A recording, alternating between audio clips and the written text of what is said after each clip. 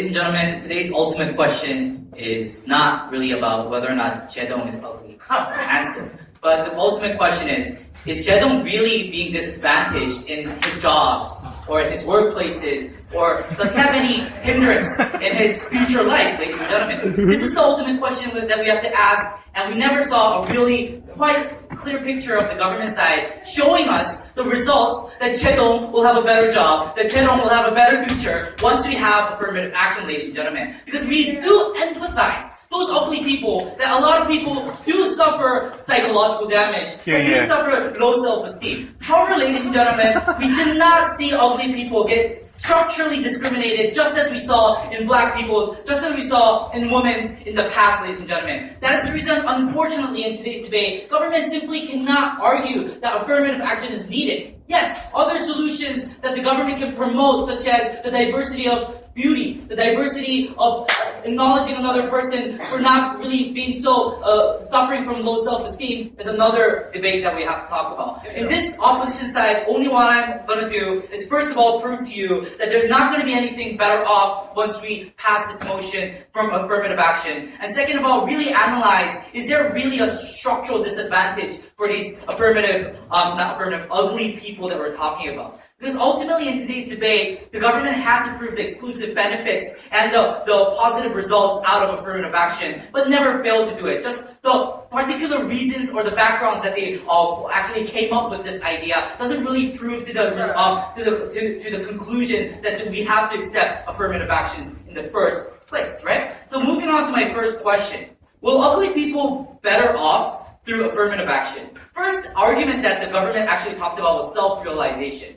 Will actually these people going under this particular policy actually self-realize more than they did? First answer was for them was yes, because they suddenly have jobs. However, ladies and gentlemen, the ultimate question is ugly people are still ugly once they still go into these workplaces. Then does the next question suddenly become everybody embraces you and you suddenly become beautiful? No, ladies and gentlemen, we actually see that there are still going to be several social discriminations that they depicted and same problems existing under their model. However, we actually see there's actually more exclusive harms once we pass their motion. The critical exclusive harm from them is actually now we stigmatize it. Our first speaker already told you that we stigmatize these ugly people by saying, the message of the government is publicly saying, now you're ugly, you're the social minorities from now on. You were black people 50 years ago. So sorry, you have to be protected by the government. We don't think that this kind of attitude really helps these ugly people recovering their self-esteem, recovering their actually confidence to become a successful person later on. That is the reason why the ultimate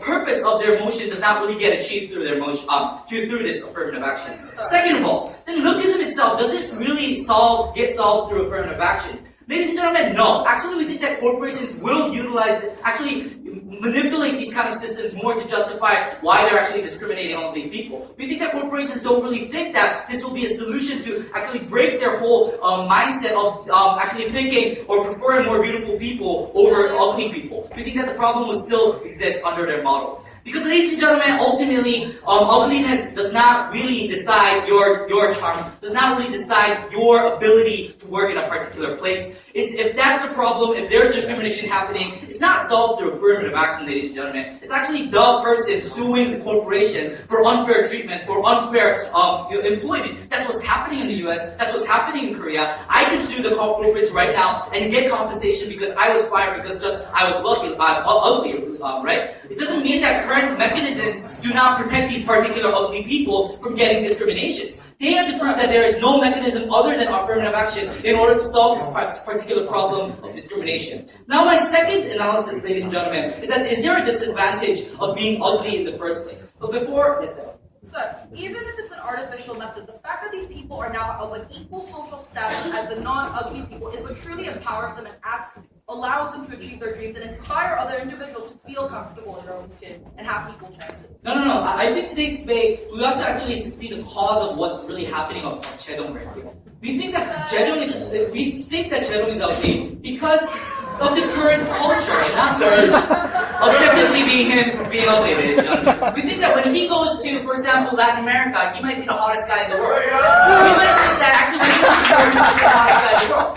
But the fact is, the current culture of Korea has such a problem of lookism. They have one particular standard of judging beauty. However, the ultimate question is, will this be solved through affirmative action? Not really, ladies and gentlemen. We don't think that lookism itself is caused by a particular structural problem, a particular problem is solved through this affirmative action. However, what we actually think is the disadvantages of these ugly people are actually a cause of a particular culture that is already changing, that already has changed throughout the history. The part that I actually want to argue is that from decades and decades, even in Korea, your standard of beauty has always been changed. I might have been very ugly if I dressed like this, if I acted like this.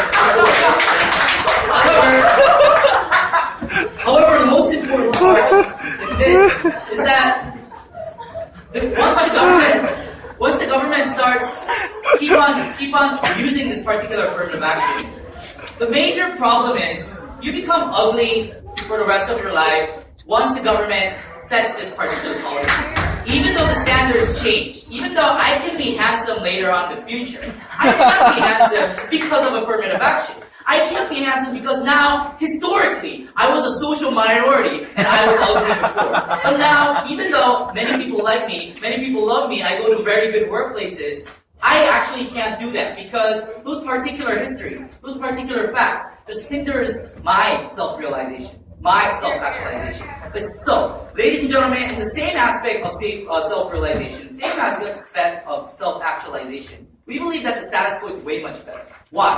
Because we do accept it. The government do accept these ugly people. We actually respect the diversity of individuals. And the government, we do not think, should be the one who sets the yardstick. We do not think the government should be the one who sets these particular images to the citizens. It can be the media, it can be the corporations, and it should be the mature citizens to point out that was wrong. It should be the citizens who say that later on, the media and the corporations are doing something bad, government protect us. That is what we're doing through laws, protecting them and making them sue the corporations, making them sue the media when we have such problems. And we think that is completely fine. We don't need affirmative action. Thank you very much.